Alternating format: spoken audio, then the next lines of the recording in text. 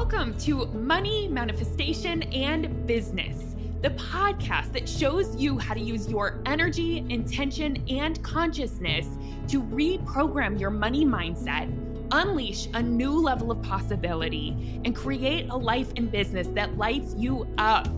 I'm your host, Jamie Berman, and I invite you to join me each week for a dose of inspiration, coaching, and teachings to help you rewrite your money story, create abundance on your terms, and grow your business in a way that's fully aligned for you. This is going to be so much fun. Let's dive in.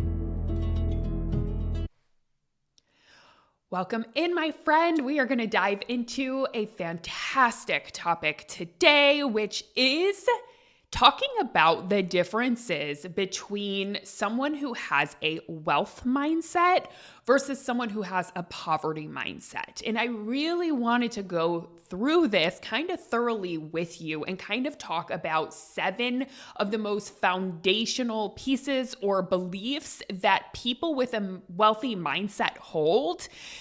Because here's the thing, there are so many things in the world that we are not in control of and that we are not in control of along this human experience, right?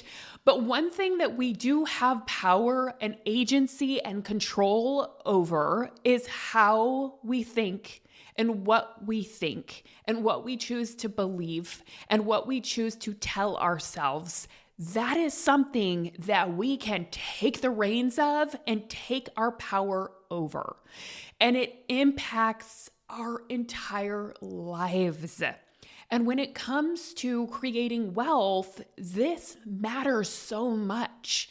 The thoughts that you hold and the belief systems and the mindset that you choose is going to directly impact what is created in your world, right? Thoughts become things. That is what we learn in manifestation because our thoughts create our feelings. Our feelings drive our actions and inactions, and that's what creates our results. So really at the root of so much that we create, it has so much to do with how we think and what we think and the mindset that we hold. And it's so beautiful that this is one area of our life that we do have power over. And this is why you can see that there are people, there's so many examples of people who don't come into the planet with wealth.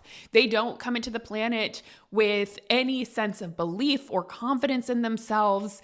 They come in with very challenging circumstances. Maybe they're in a state of survival most of their life, and then they turn it around and they change and they decide, I'm going to, end this cycle and I'm going to create the reality that I want for myself, right? I am going to manifest, I'm going to dream big and I'm going to go after that. One key factor that they need to do along that journey is shift the way that they think. They're not going to be able to take the thoughts that they grew up with, that they learned when they were in a poverty mindset, right? When they were in true poverty or in scarcity or in a survival state. They're not going to be able to take that thinking and create wealth with it.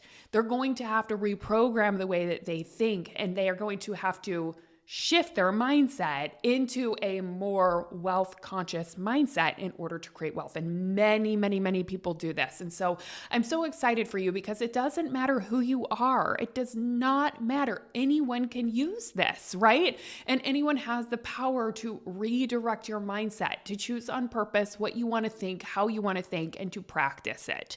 Now, I always say this, you do not have control over the unconscious thought your brain spits out at you, right? Like the thoughts that create anxiety, the thoughts that create panic, the thoughts that create urgency. We don't have control over those primitive thoughts that your brain offers. But what you do have agency over is how you relate to those and which ones you choose to believe. You can notice your brain is thinking and not give into it. This is what meditation is, right? We notice thoughts like clouds. We watch the thoughts. And the more that you practice this tool of metacognition, the more power you will gain over your life experience. So You cannot control just all the thoughts that are coming out and spitting out of your mind, but you can control which ones you latch onto, which ones you choose to believe, which ones you decide on purpose to act from, right? And that's why I like to consciously do this work of deciding how do I want to think and practicing a new way of thinking, right? And I did this. I totally did this because on all 7 of these foundational pieces that I'm going to talk about in terms of a wealth mindset versus a poverty mindset, I was in the poverty mindset. And I have slowly but surely shifted into more so of the wealthy mindset, right? Of like training my brain to think in that way. And what's really fun is back in the day, I used to work retail, and I worked for Neiman Marcus. This was after I graduated from college, and it was in 2008, 2009 when we had a recession, right? There were not a lot of jobs happening. And so I couldn't find a job. So I decided I would just work retail, right? I was like, anything is better than nothing. Let's just get a job somewhere and start saving some money. Lived in my parents' basement. So I was working at Neiman Marcus. I was in a very much poverty mindset. But what was very fascinating is that I was surrounded by people with a wealthy mindset because the people who were buying from me were wealthy. And I just got intrigued by it. I decided I wanted to start studying it. I wanted to just get curious about it. I wonder how they think. I wonder what's different for them. I wonder what their viewpoint is. And I remember then I had transferred and moved out to California, and I was doing makeup and working a lot of retail. So I worked Nordstrom, Neiman's, Saks, all the brands, Bloomingdale's. And I would go into these locations in like Beverly Hills where there was incredible wealth. And I would just get curious. I used to think like, I wonder how they think. I wonder what is different about their life. What's different about their perspective, right? Why can they create it? And so I would ask that and get really curious. So I have been studying a wealthy mindset for quite some time just by watching and witnessing and then reading about it, trying new thoughts on, and slowly but surely shifting into it myself and becoming the person who can shop at Neiman Marcus now, right? Back in the day, I could just work there. I could not shop there. I was making literally $7 an hour. And that is aging me because that tells you what the minimum wage was back in the day when I graduated from college. So anyways, let's dive into it and let's talk about what I have noticed along this journey. Okay. And I'm going to call it wealthy mindset and I'm going to call it poverty mindset. And the reason I actually want to talk about both is because it's going to help you discern where you're at. And maybe in some of these different 7 foundational belief systems, you'll be like, oh, I am in more of an abundance mindset. I am in more of a wealthy mindset. And in others, maybe you're like, oh, there's some opportunity there. And that is just your opportunity to practice it. And that's what I always tell my clients. Practice makes perfect. Think of this as a practice. It is a muscle you are building. So anytime you're trying to build up a new mindset or a new belief system or take on new thoughts, you are truly like it is building a muscle, right? You can't go to the gym and just like do one set of weights and be strong. No, you have to keep showing up daily. Consistency matters. And it's the same with mindset work, right? So just keep practicing it because truly the brain is actually a muscle. So if you want to reprogram your brain, you're reprogramming that muscle. All right. So just stick with it. That is my encouragement. Okay. So the first one is wealthy people focus on opportunity and poverty mindset focuses on obstacles. So the wealthy mindset aligns their frequency with possibility. So instead of thinking, oh God, why is this happening to me? What's going on? Maybe they'll sit in that for a very short amount of time, but they won't stay there. A wealthy mindset thinks, what's the opportunity here? How can I work through this? What is possible? How could this work for me? They ask very empowering questions to think, how can I overcome this obstacle?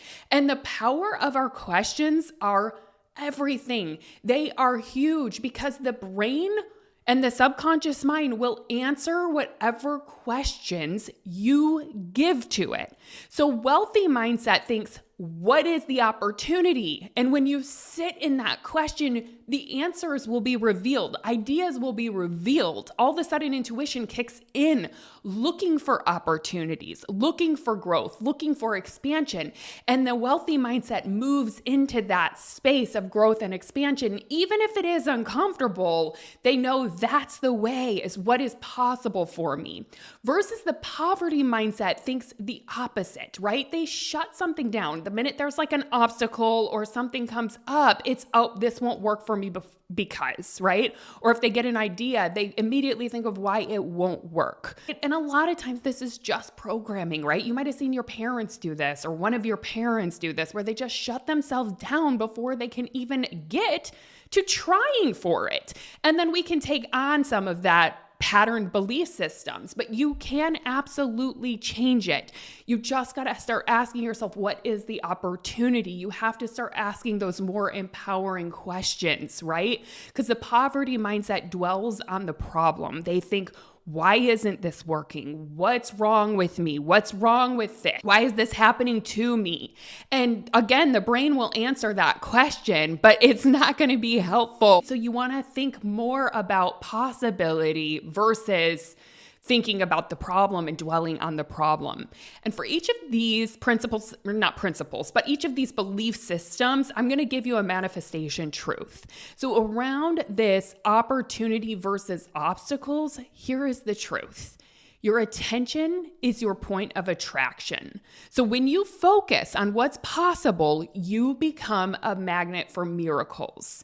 So the wealthiest people aren't just resourceful, they're energetically available for solutions the moment they ask. They're ready for solutions and they're willing to take action on that. And that is 100% something that you can develop. Okay, the second one, rich people, wealthy people, I'll just say rich or wealthy, whatever, right? People believe in growth and expansion around money versus poverty mindset believes in limitation and shrinking with money. So the wealthy mindset thinks there's more where that came from. Let's say they get a big lump sum of money. Their belief, their unintentional belief is there is more where that came from.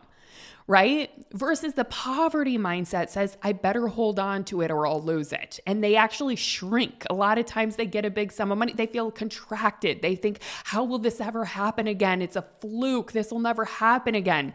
And the wealthy mindset says, no, there's more where this came from, right? There's an unlimited source of abundance. There's more where this came from.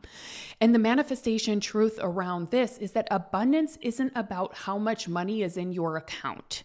It's about how much you believe is possible, available, and meant for you.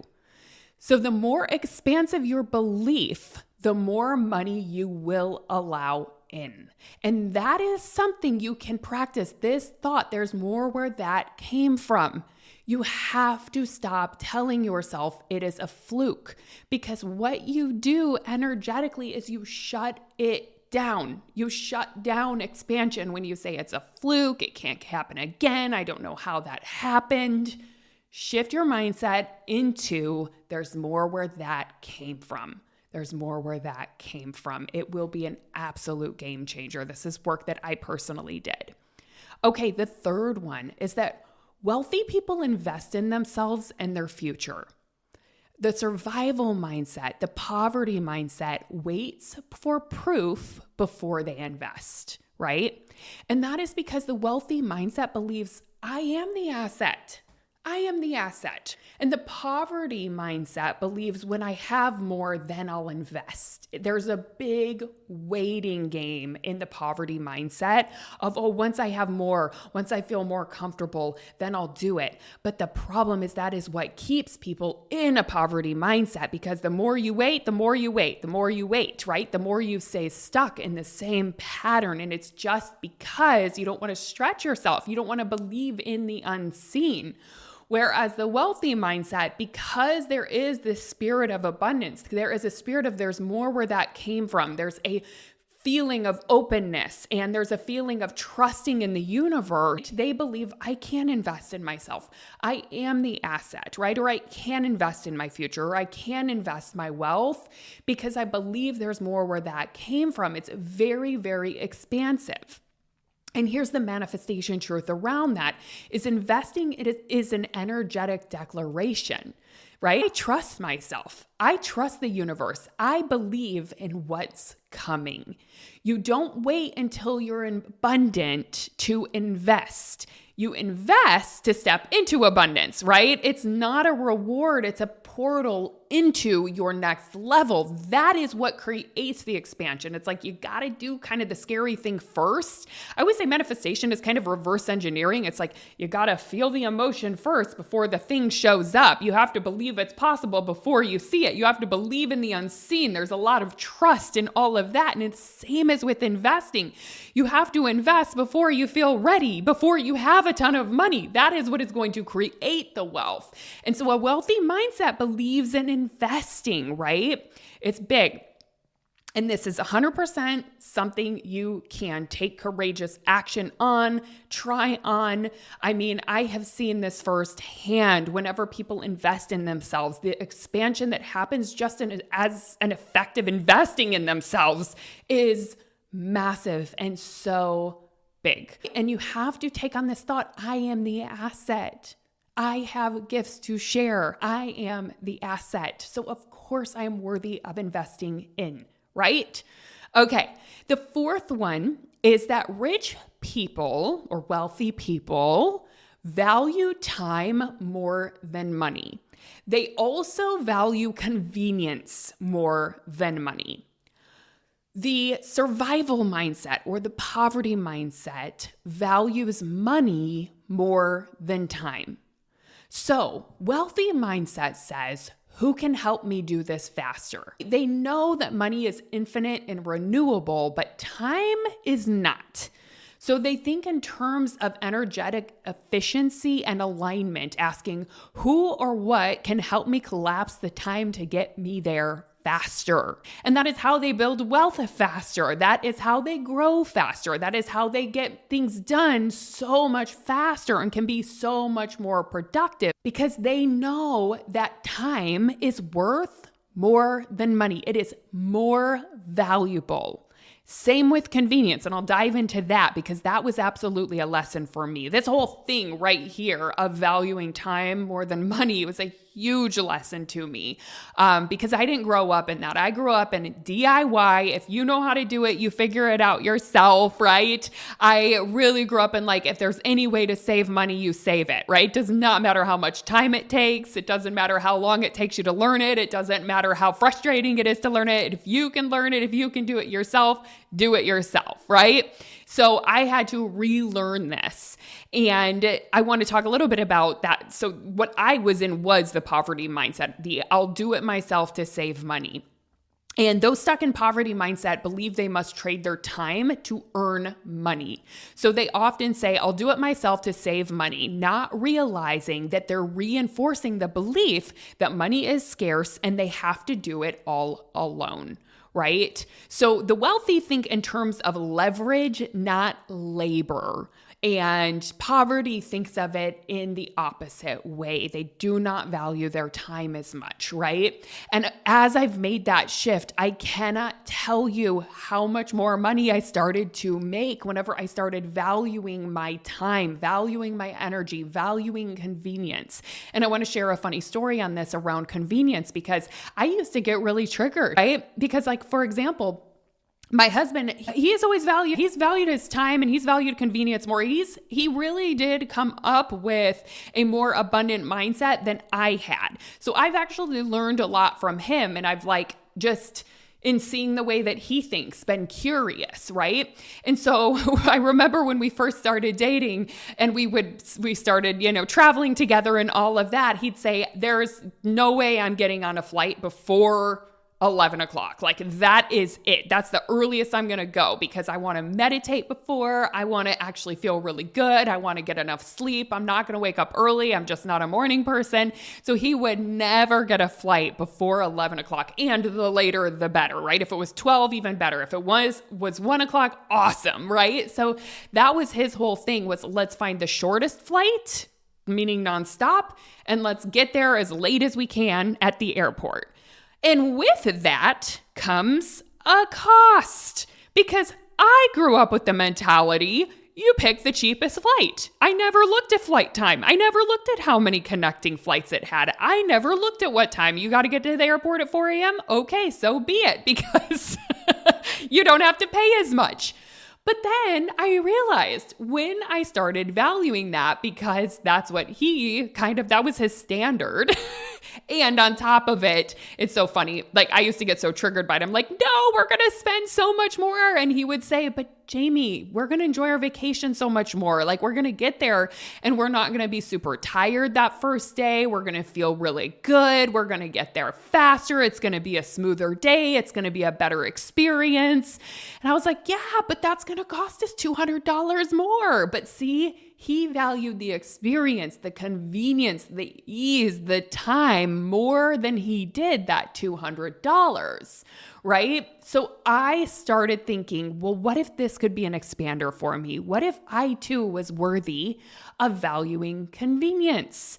And I noticed what a difference it made whenever I was willing to look at the more convenient option, the more efficient option. Oh my gosh, did traveling get better? And as much as I travel makes all the difference. And so I just had to really work on feeling worthy of that, because I realized that was something I didn't believe I was worthy of. Like, oh no, I shouldn't be spending that extra on that. That's just time. That's just convenience. I don't spend money on that.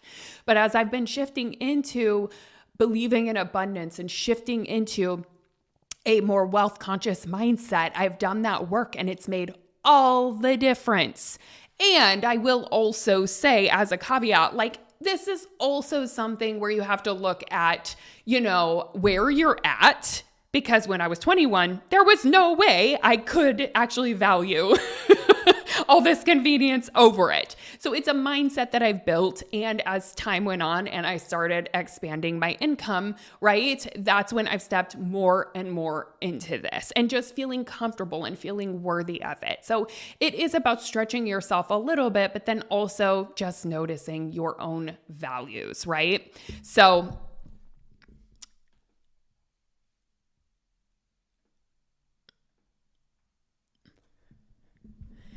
just think about how you can step into convenience and efficiency a little bit more. Is there times in your life where you could pay a little bit more for a lot more time back and a lot more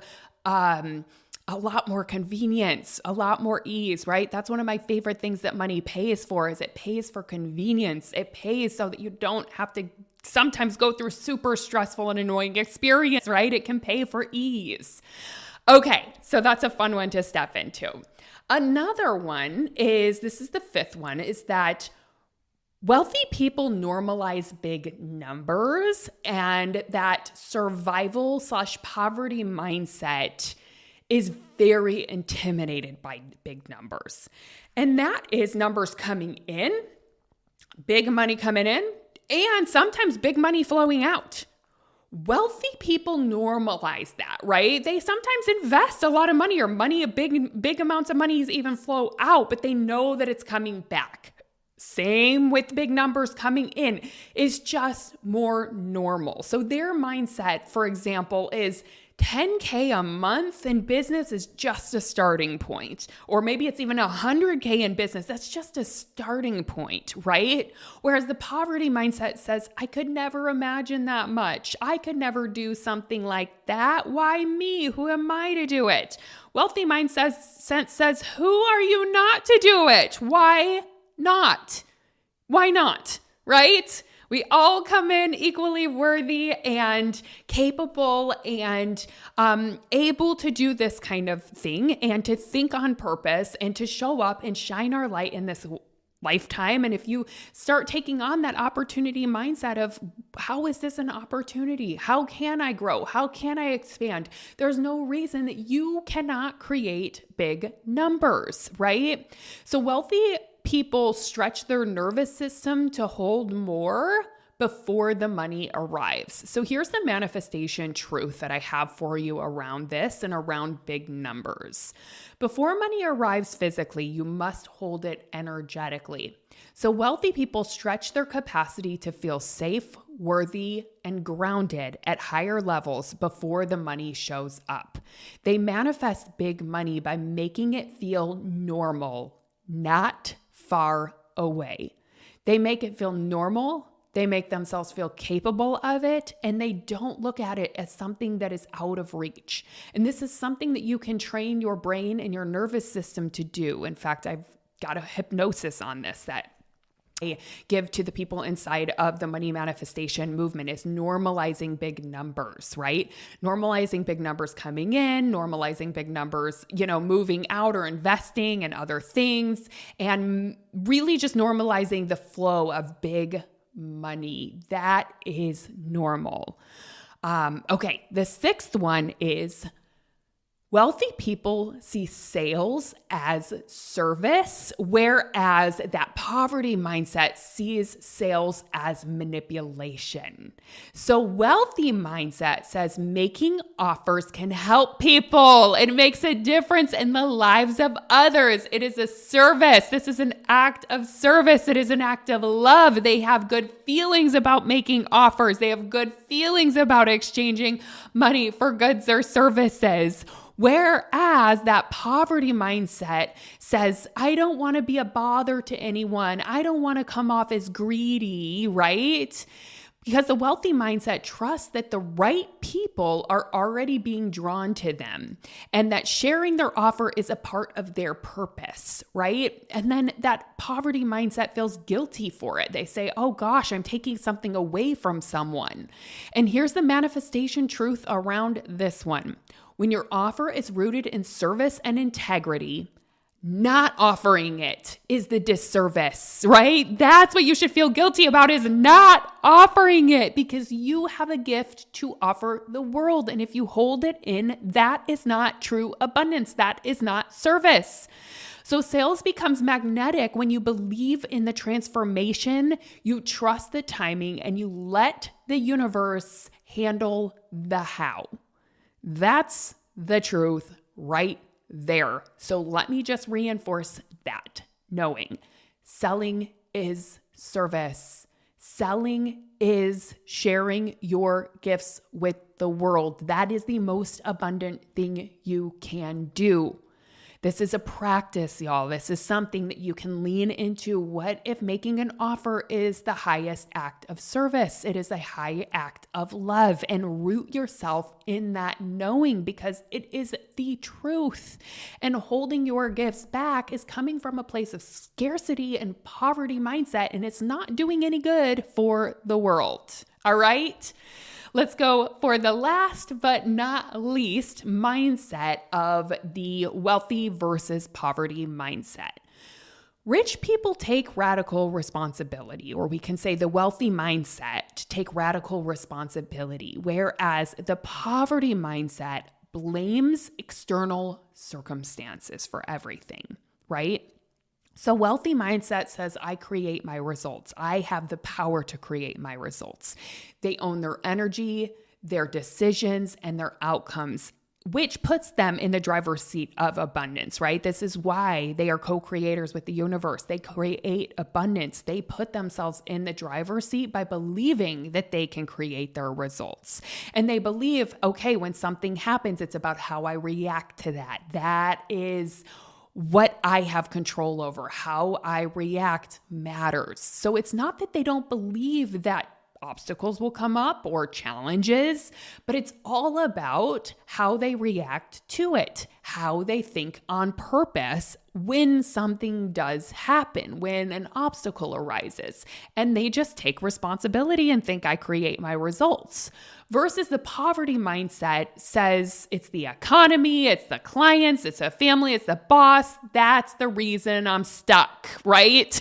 which there's nowhere to go from that. If everything around you is your reason for being stuck, you will stay stuck. There's nowhere to go and you will stay in that poverty space, right? So this creates an energetic loop of victimhood, signaling to the universe that you're not ready to lead your next level. Whereas ownership creates power. Blame creates powerlessness. So the manifestation truth with that is that ownership is magnetic. When you claim your role as a creator, you shift from waiting to receive, from stuck to unstoppable. Blame blocks abundance. Responsibility activates it. And that is the truth. So I've left you with some things to think about with this episode, and I'm not going to lie, it might be one you want to listen to a second time or a third time or a fourth time, because these are all fantastic reminders. And there may just be one of these 7 areas that you want to get started working on first, right? Practicing one of the thoughts that I offered or one of the belief systems from the wealthy mindset and leaning deeply into that. Maybe there's one certain area that just feels sticky. So I would recommend starting there and remembering practice isn't, let me say that again. And remembering it's about practicing, not being perfect. All right? It's not about perfection. This is about just coming back to it, coming back to it, coming back to it. So I hope this episode was helpful as usual. That is my intention, is to help you see where your power lies and see that you have the ability to create that wealthy mindset and to step into the wealth that you desire. You are worthy of it. All right, my love. Happy manifesting.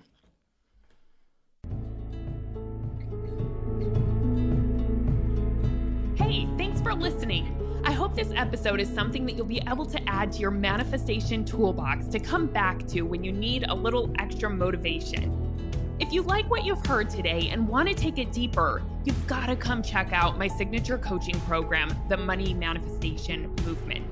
It's the place where you'll not only learn manifestation, but you'll begin to live it alongside me and an amazing community of like-minded entrepreneurs doing this work together. Head on over to jamieberman.com to learn more.